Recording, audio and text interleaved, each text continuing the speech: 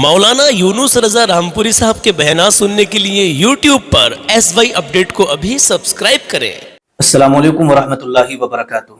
मेरे प्यारे अजीज दोस्तों, आइएगा आज मैं बहुत ही इम्पोर्टेंट वीडियो आपकी खिदमत में रखने के लिए जा रहा हूं, जो कि सभी की जिंदगी में बहुत ज़्यादा काम में आने वाली है। ये वीडियो थोड़ी सी लंबी हो सकती है, लेकिन इसके अंदर कुरान और हदीस के हवाले से आपको बहुत कुछ सीखने को मिलेगा। बहुत सारे हमारे इस्लामी भाई ऐसे होते हैं कि आकर के कमेंट करते हैं कि हजरत वीडियो बहुत लंबी हो गई। तो देखिएगा, ये बयान है और मुकम्मल बयान जब हो जाता है तो जितना आपका दिल चाहे उतना आप सुनिएगा, ठीक है। उसके बाद आप बंद कर दीजिएगा और जब आपको फुर्सत मिले तब आप इस बयान को मुकम्मल कर लीजिएगा। ये एक तरीका होता है, ठीक है। बहुत सारे लोग कमेंट करते हैं कि इतनी लंबी वीडियो बना दी। लंबी से छोटी से कोई मतलब नहीं होता है। हम अल्लाह और उसके रसूल का जिक्र करते हैं।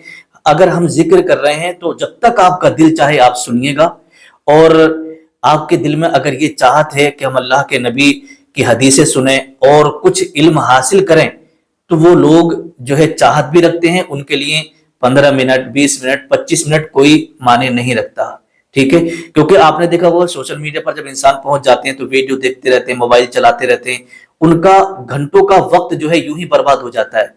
अगर दिन भर में अगर कोई हम बयान सुन लेते हैं, अल्लाह के रसूल की हदीसें हम सीख लेते हैं, और हो सकता है कि हमें किसी हदीस पर हमने अमल कर लिया तो उसका सवाब भी मिलेगा और मुझे भी सवाब मिलेगा, ठीक है। तो आप हमारे इस चैनल पर इस नियत से मत जुड़िएगा कि साहब हमें छोटी सी वीडियो देखना है। शॉर्ट वीडियो बहुत सारे चैनलों पर आपको मिल जाएंगी। हमारा सिर्फ चैनल का मकसद है कि इस पे जो है लोगों को बहुत सारी चीजें सिखाई जाए और ताकि लोग उस पर अमल करें। जितनी देर आपका दिल करे उतनी देर आप सुनिएगा, बाकी आप बाद में सुन सकते हैं, कोई प्रॉब्लम नहीं है। तो आइएगा, फकीह अबुल्लैस समरकंदी रहमतुल्लाहि ताला अलैह फरमाते हैं कि अहलुल्लाह कहते हैं कि जब इब्ने आदम, ऐसा कोई दिन नहीं कि जब इब्ने आदम सुबह करे तो उस पर अल्लाह तबारक व तआला ये 10 काम अल्लाह रब्बुल इज्जत ने फर्ज ना किए हों। अब वो 10 काम कौन कौन से हैं?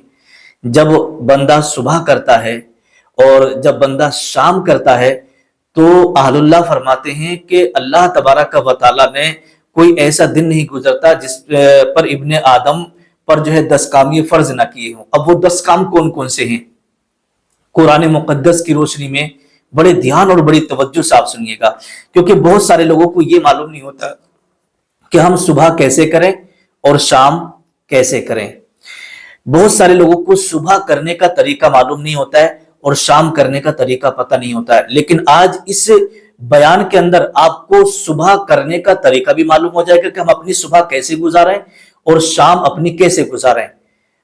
अक्सर लोगों को पता नहीं होता कि हमें सुबह में क्या करना है और शाम में क्या करना है, ठीक है। अगर आप ये जानना चाहते हैं तो इस वीडियो को लास्ट तक आप देखिएगा। इंशाअल्लाह आपके दिल को जो है ना बड़ा सुकून मिलेगा और आपको ऐसा लगेगा कि आज के बाद हम अपनी सुबह जो हजरत ने बयान किया है, इसी हदीस पाक के मुताबिक, कुरान पाक के मुताबिक आज से हम अपनी सुबह को ऐसे ही करेंगे, ऐसे ही गुजारेंगे, और शाम को भी इसी हदीस पाक की और कुरान मुकद्दस की रोशनी में अपनी शाम करेंगे। क्यों? इसलिए मेरे प्यारे इस्लामी भाइयों, इस्लामी बहनों, मौत का कोई भरोसा नहीं होता है। एक पल में आप अच्छे बैठे, अचानक पता चलता है कि इंतकाल हो गया।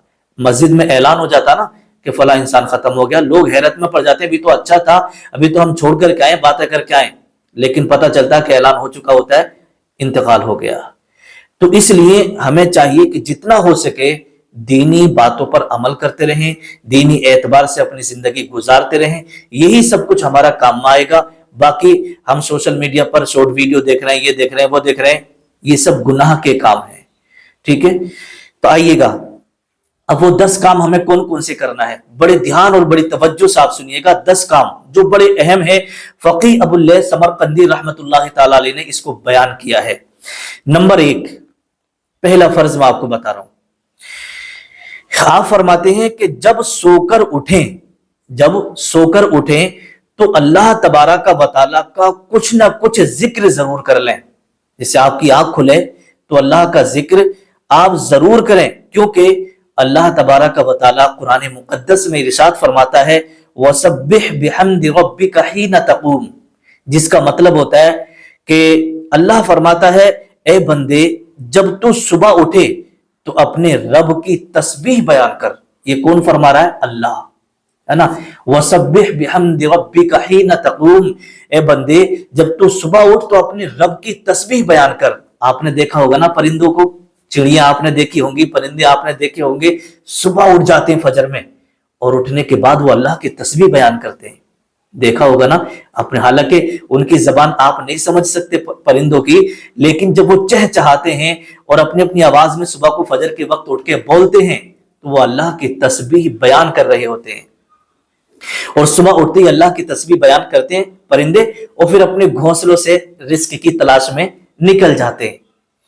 تو اللہ فرماتا ہے وَسَبِّحْ بِحَمْدِ رَبِّكَ حِينَ تَقُومُ، اے بندے جب تو صبح اٹھے تو اپنے رب کی تسبیح کچھ نہ کچھ بیان کر لیا کر، کچھ نہ کچھ تسبیح کر لیا کر۔ جیسے مان لیجیے گا سبحان اللہ، سبحان اللہ، الحمدللہ، الحمدللہ، یہ ہو گئی تسبیح، سبحان اللہ، الحمدللہ۔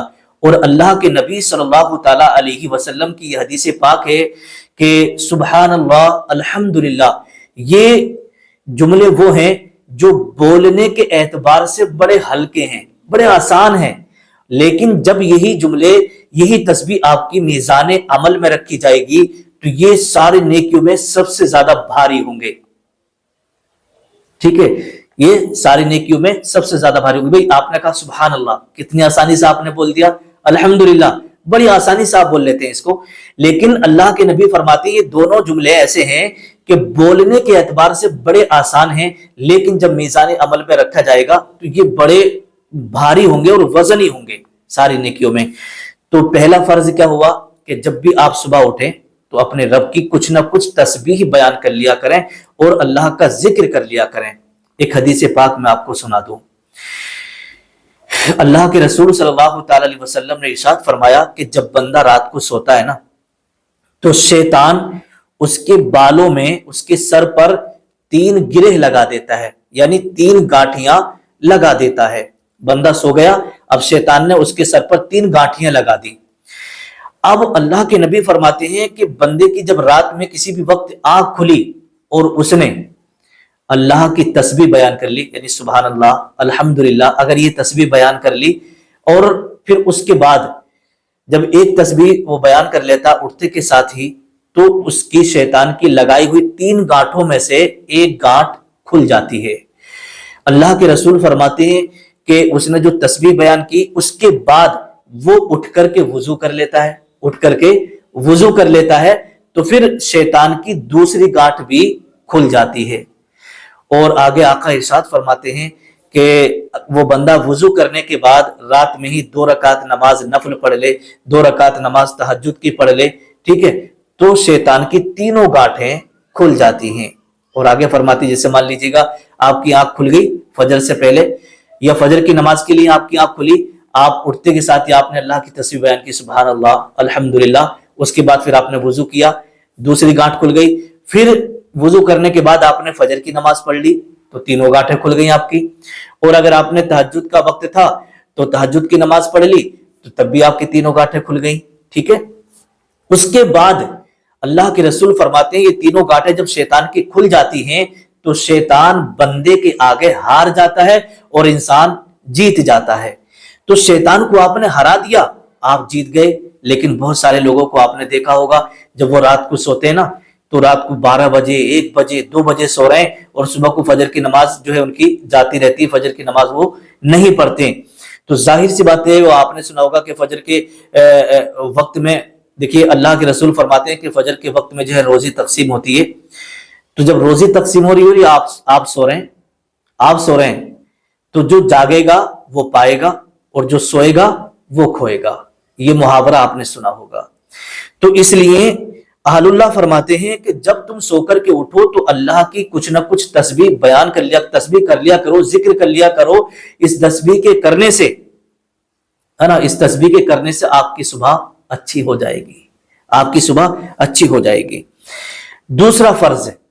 دوسرے فرض کے بارے میں اللہ تبارک و تعالیٰ فرماتا ہے یا ایھا الذین آمنوا اذکروا اللہ ذکرا کثیرا، तुम अपने रब का जिक्र कसरत से करो, सुबह भी उसकी पाकी बयान करो और शाम को भी उसकी पाकी बयान करो।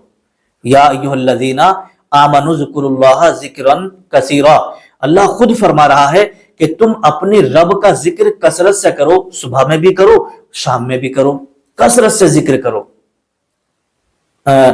फकीह अबुल लैथ समरकंदी रहमतुल्लाहि तआला अलैह फरमाते हैं कि आपको अपनी सुबह इस अंदाज में करना है कि अल्लाह का जिक्र करते रहो, और शाम इस अंदाज में करना है कि आप अल्लाह का जिक्र करते रहो। ठीक है, जैसे मान लीजिए आपने सुभान अल्लाह अल्हम्दुलिल्लाह सुबह में कह दिया, अल्लाह का जिक्र हो गया। शाम को आपने सुभान अल्लाह अल्हम्दुलिल्लाह पढ़ा, अल्लाह का जिक्र हो गया।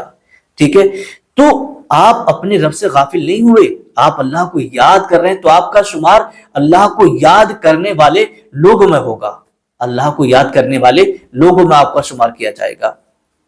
तीसरे फर्ज के बारे में लिखा, नमाज के वक्त में बंदा कामिल वुजू करे, है ना। तीसरे फर्ज के बारे में लिखा है कि जब नमाज का वक्त आ जाए तो नमाज के वक्त में बंदा कामिल वुजू करे और अच्छे से नमाज अदा करे, है ना। अब आइएगा चौथा फर्ज। चौथे फर्ज के बारे में लिखा है कि नमाज के वक्त में नमाज को अदा करे, जैसे अल्लाह तबारक व तआला कुरान मुकद्दस के अंदर इरशाद फरमाता है, इन्नस्सलात कानत अलल मुमिनीन किताबम मौकूता, कि अपने जो अल्लाह तबारक व तआला ने नमाजों का वक्त, जो मुकर्ररा वक्त हैं नमाज के, तो मोमिनों को उन मुकर्ररा वक्तों पर नमाज को अदा करना चाहिए। जो नमाज के मुकर्ररा वक्त हैं 4 बजे 5 बजे इस तरीके से, तो उस वक्त नमाज को अदा करना चाहिए। नंबर 5वें फर्ज के बारे में बड़े ध्यान से आप सुनिएगा, रिस्क के किए हुए वादे इलाही पर पुरअमन रहे, है ना। अल्लाह तबारक व तआला ने जो है ना रिस्क देने का वादा किया है, तो आप उस पर पुरअमन रहे। बहुत सारे लोग शिकवा गिला करने लगते हैं कि यार हमारा काम नहीं चल रहा, हम परेशान हैं, बहुत ज्यादा टेंशन में हैं, और हालांकि रोजी आपको मिल रही है, अल्लाह तबारक व तआला रिस्क दे रहा है, आप नाफरमानियां कर रहे हैं, गुनाह कर रहे हैं, नाफरमानियां कर रहे हैं, फिर भी आपको अल्लाह तबारक व तआला रिस्क दे रहा है ना। लेकिन बहुत सारे लोग नाशुक्री करते हैं। तो इसी के ताल्लुक से लिखा है, हदीस पाक में आता है कि एक फरिश्ता सुबह को रोजी लेकर आता है। बड़े ध्यान से आप इसे सुनिएगा। क्या? एक फरिश्ता रोजाना सुबह को रोजी लेकर के आता है।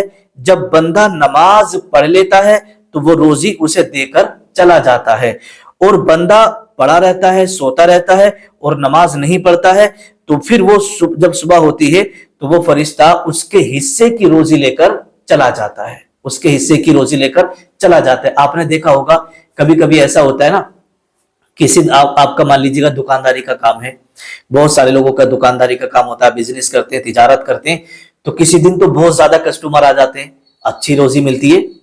और कभी कभी ऐसा होता है कि किसी दिन ऐसा होता है कि कस्टमर ही नहीं आते, पूरा दिन ऐसे ही गुजर जाता है ना। ये अक्सर लोगों के साथ होता रहता है। ये क्यों होता है? रोजी तो आपके लिए रोजाना आती है, लेकिन हमारे जो करतूत है ना, हमारे जो काम है वो ऐसे हो जाते हैं कि हम रास्ते से हट जाते हैं। रोजाना हम फजर की नमाज पढ़ रहे हैं, अलकस कर गए, सोते रहे, नमाज नहीं पढ़ी, तो जो फरिश्ता आपके हिस्से की रोजी लेकर आया था ना, वो लेकर के वापस चला गया। अब आप पूरा दिन दुकान पे बैठ के मक्खी मारते रहेंगे। ठीक है, तो ये, और फिर रोजी से बरकतें उठा ली जाती हैं, बरकतें उठा ली जाती है, जिससे इंसान इस चीज का शिकार हो जाता है कि यार मैं कमा तो बहुत रहा हूं, महीने के 25-30 हजार कमाता हूं, 15,000 कमाता हूं, 50-60,000 70,000 महीने के कमाता हूं, लेकिन मेरे घर में पैसा नहीं रुकता। तो उसके जो है ना पैसे में बरकत नहीं होती है, इस बरकतों को उठा लिया जाता है।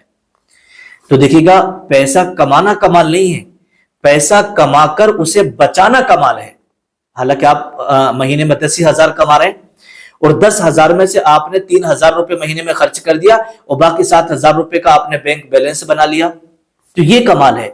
आप अगर लाख रुपए महीने के कमा रहे हैं, 2 लाख कमा रहे हैं, 5 लाख कमा रहे हैं, तो ये कमाना कमाल नहीं है, बल्कि पैसे कमाकर बचा लेना ये कमाल है। ठीक है, इस जुमले को आप अपने जहन में बिठा लीजिएगा। तो इसलिए कहा है कि आप फजर की नमाज पढ़ें और نماز کے وقت میں نماز ادا کریں، کیونکہ اللہ تبارک و تعالی ارشاد فرماتا ہے وَمَا مِن دَابَّةٍ فِي الْأَرْضِ إِلَّا عَلَى اللَّهِ رِزْقُهَا، زمین میں ہر چیز کو اللہ تبارک و تعالی رزق عطا فرماتا ہے، چاہے وہ جانور ہو کوئی بھی ہو، سب کو اللہ رب العزت رزق عطا فرماتا ہے۔ اب آئیے گا چھٹا فرض آپ بڑے دھیان سے سنیے گا، اللہ تبارک و تعالی کی تقسیم پر قناعت کرو۔ اس کا مطلب آپ ذرا سمجھ لیں، میں تھوڑا سا اس کا خلاصہ آپ کے سامنے پیش کر دیتا ہوں۔ اللہ رب العزت کی تقسیم پر آپ کو قناعت کیسے کرنا ہے؟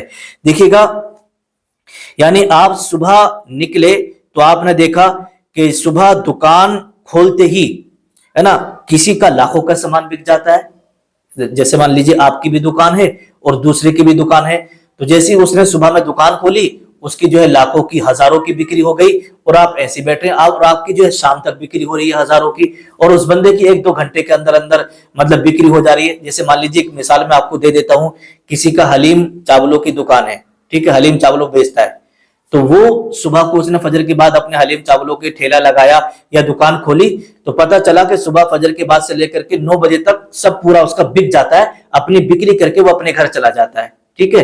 اور اسی کے سامنے دوسری دکان ہے، اور وہ بیچارہ رات کو 11 بجے تک بیٹھا رہتا ہے، تب بھی اس کی اتنی بکری نہیں ہوتی۔ کمپٹیشن ہے، مطلب آدمی نظر رکھتا ہے نا، نظر رکھتا ہے، اس نے تو 2-3 گھنٹے کے اندر اتنی لاکھوں کی بکری کر لی، اور میں لے کے صبح سے لے کے مجھے رات کے 11 بج جاتے ہیں دکان کھولتے کھولتے، اور میری اتنی بھی بکری نہیں ہوتی رات تک۔ تو اسی کو جو ہے کہا ہے کہ اللہ کی تقسیم پر قناعت کرو، ٹھیک ہے۔ اس کا مطلب آپ کو میں اور کھول کر کے سمجھا دیتا ہوں۔ یہ سوچیں کہ آپ کے ذہن میں یہ والی بات نہیں آنی چاہیے کہ اللہ تبارک و تعالیٰ نے مجھے اتنا کم اور اسے اتنا زیادہ کیوں دیا، مجھے اتنا کم دیا اور اللہ نے اسے اتنا زیادہ کیا، مطلب اس کی جو ہے 2-3 گھنٹے کے اندر ہی ہزاروں کی بکری ہو جاتی ہے، اور میں رات کے 11 بجے تک ہزاروں کی بھی بکری نہیں کر پاتا ہوں۔ حالانکہ دکان سیم دونوں کی ایک ہی ہے نا، اس کی بھی بریانی کی دکان ہے، اس کی بھی بریانی کی دکان ہے، اس کی بھی حلیم کی دکان ہے، اس کی بھی پرچونی کی دکان ہے، اس کی بھی پرچونی کی دکان ہے، لیکن اس سے اس کی بکری زیادہ ہوتی ہے اور اس کی بکری کم ہوتی ہے۔ تو آپ کے ذہن میں یہ گمان اور یہ وہم بالکل بھی نہیں آنا چاہیے کہ آپ یہ بالکل بھی مت سوچنا کہ اللہ نے اسے اتنا زیادہ کیوں دیا اور مجھے اتنا کم کیوں دیا۔ یہ آپ کو بالکل بھی وہم نہیں کرنا، یہ گمان نہیں کرنا ہے، کیونکہ اللہ کی تقسیم پر آپ کو قناعت کرنا ہے، کہ یہ قناعت کرنا ہے کہ مجھے جتنا دیا ہے یا اللہ تیرا شکر ہے، مجھے جتنا دیا ہے یا اللہ تیرا شکر ہے، اور اللہ نے اسے زیادہ دیا ہے، اللہ اسے سلامت رکھے اور اس کے کاروبار میں برکتیں فرما۔ یہ آپ کو اپنا ذہن رکھنا ہے۔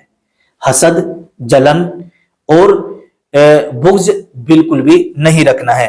تو اسی کو سمجھایا ہے، تو اللہ فرماتا ہے نحن قسمنا بینہم معیشتہم فی الحیات الدنیا، یہ قرآن مقدس کی آیتیں ہے، اور اس آیت میں اللہ فرماتا ہے کہ ان کی دنیاوی زندگی میں گزر بسر کی چیزیں ہم نے بانٹ دی ہیں، اور اپنی مشیت سے، کیسے؟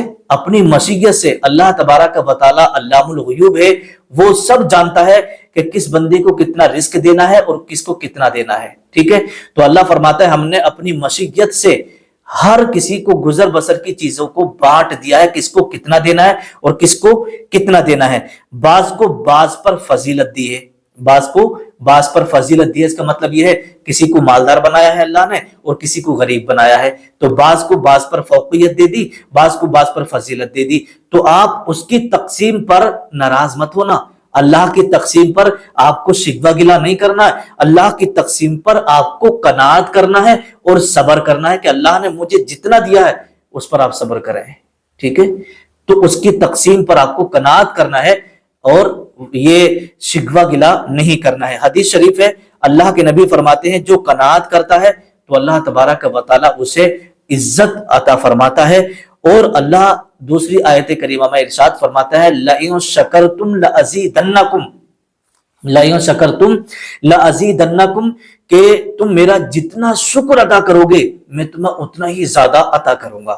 لَإِن شَكَرْتُمْ لَأَزِيدَنَّكُمْ، یہ اللہ کا وعدہ ہے کہ اگر مان لیجیے آپ دن میں 300 روپے کما رہے ہیں تو اس 300 روپے کو کمانے کے بعد اللہ کا اتنا شکر ادا کریں، اتنا شکر ادا کریں، اللہ فرماتے ہیں جتنا تم میرا شکر ادا کرو گے میں اتنا ہی زیادہ عطا کروں گا۔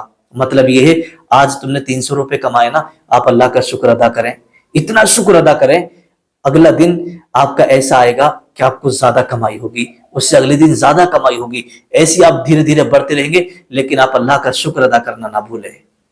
ٹھیک ہے، تو یہ حدیث پاک ہے۔ اور جو لالچ کرتا ہے، آگے آقا ارشاد فرماتے ہیں جو قناعت کرتا ہے اللہ اسے عزت عطا فرماتا ہے، اور جو لالچ کرتا ہے تو اللہ رب العزت اسے ذلت دیتا ہے۔ اسے کیا کرتا ہے؟ ذلت دیتا ہے۔ تو ہمیشہ آپ نے یہ والی بات سنی ہوگی کہ لالچ کی ناؤ ہمیشہ ڈوبتی ہے، اور لالچی آدمی ہر جگہ کیا ہوتا ہے؟ ہر جگہ رسوا ہوتا ہے، ہر جگہ اس کی عزت ختم ہوتی ہے۔ تو اس لیے کبھی بھی کسی سے کوئی لالچ مت رکھنا، کبھی بھی کسی بھی چیز کو لے کر کے لالچ آپ مت کریے گا۔ اللہ نے جتنا دیا ہے اس پر آپ صبر کریں۔ ساتواں فرض آپ بڑے دھیان سے سنیے گا۔ صبح اٹھتے ہی اللہ پر بھروسہ کریں۔ ٹھیک ہے، کسٹمر پر بھروسہ نہیں کرنا آپ کو کہ بھائی میرا کسٹمر جو ہے لگا بندہ ہے اور میرے کسٹمر اتنے آئیں گے، نہیں، اللہ پر بھروسہ کرنا ہے، کسٹمروں پر آپ کو بھروسہ نہیں کرنا ہے۔ دیکھیے کیا لکھا ہے، صبح اٹھتے ہی اللہ پر بھروسہ کریں، کسی انسان پر بھروسہ نہ کریں، کسی کسٹمر پر بھروسہ نہ کریں۔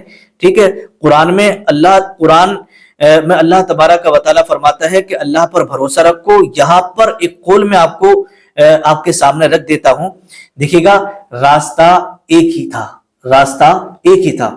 جیسے آپ سے کہا گیا کہ آپ اللہ پر بھروسہ رکھو اور جو کام آپ کر رہے ہیں اسے محنت سے کرو۔